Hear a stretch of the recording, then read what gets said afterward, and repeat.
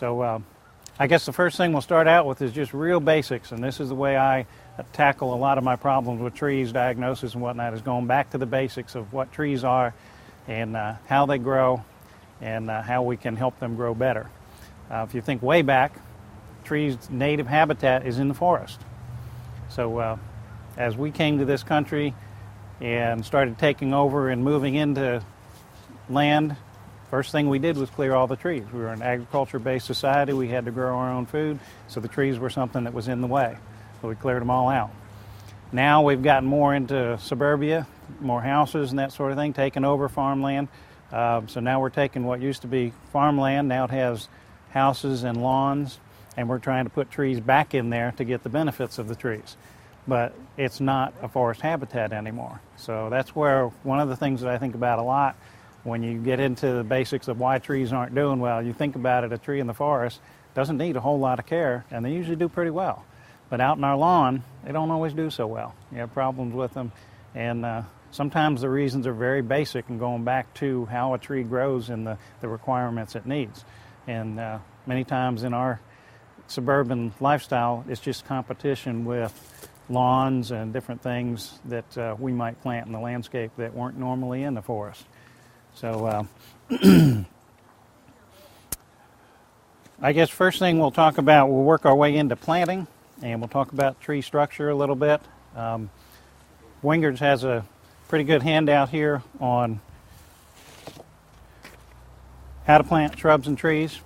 There's pretty good information on not only the planting process itself, but selection of trees and how to care for them.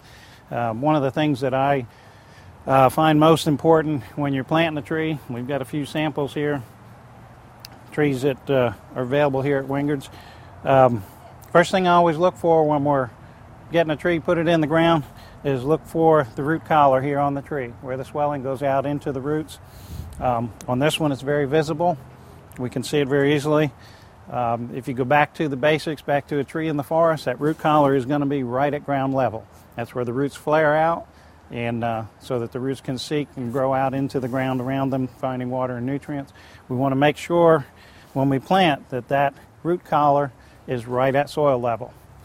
Typically, many times we can get from a nursery, get a tree that may have soil piled up over the root collar. It might be a few inches up in there. If we plant it at the soil line that we get it at that point, the tree's actually grown, it's put too deep in the ground. And that can cause some problems with the roots establishing, can suffocate the roots if they don't get enough air. So that's something that you've got to consider when you put it in the ground. We get questions a lot of times about digging holes. How big should the hole be? What I like to do is try and dig the hole twice as big as the diameter pot that you have. You get say an 18-inch pot here. We want at least a 3-foot hole. Give it, you're breaking up the ground, loosening it up a little bit so that the tree roots can establish out into it. I guess one of the biggest things that I'd like to encourage, and I'll throw a bit of research in there to kind of document my feelings on this. Once you get a tree in the ground and you put it in there, of course you're going to water a tree to help it get established, but tree root growth, the tops are going to grow and the roots are going to grow in proportion. So you're going to, whatever you can do to encourage root growth is only going to improve the growth of the top of the tree. So what I like to see, when we're talking about putting a hole, a 3-foot hole for a 1.5-foot diameter plant, diameter pot, is to keep that soil open when you plant it. And in my case, I like to encourage mulching of that. If you go back to a forest situation, you ever walk through the woods, you don't find grass growing on the ground there. What you find is leaf litter, aka mulch. Okay, those leaves fall down every fall. You've got twigs that come down when they die off of the trees. It's decomposing matter, and it's enriching the soil naturally. So I like to go back to that and try and replicate that around the base of any of the trees that I plant. Mulch in there, and at least 2 inches, sometimes as much as 4 inches if you can. And that's going to and allow it to decompose, and that's going to naturally fertilize the soil. Now the research I was talking to you about that I'll throw out there, and I've heard this number probably 15 or 20 years ago, the research study was done. But tree root growth in the landscape, under turf versus under mulch, a tree will put 3 times as many roots out under mulch as it will under turf. That's a very telling thing, that the mulch is a real benefit for the trees in helping those roots establish. Not just over that root ball when you put it in the ground, but out in what was formerly lawn area, mulch it in, and that'll help those roots establish and work their way out into the soil. And the best thing you can do with a newly planted tree is get it established quickly, and then it's going to start growing. We get a lot of questions too on size of tree.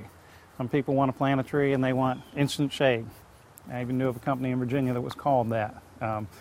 But many times you get bigger trees, and when you go to try and plant them in the landscape, particularly if they're dug right out of a field nursery, they lose so much of the root system that they have a hard time reestablishing when you put them in the ground.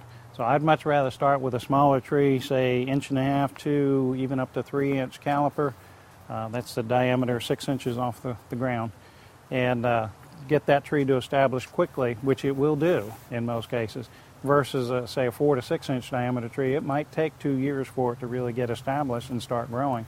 Many times your smaller tree will catch up to the bigger one before, and you don't run the risk as well with the bigger one. Sometimes they won't even survive it. So it can be a tough thing.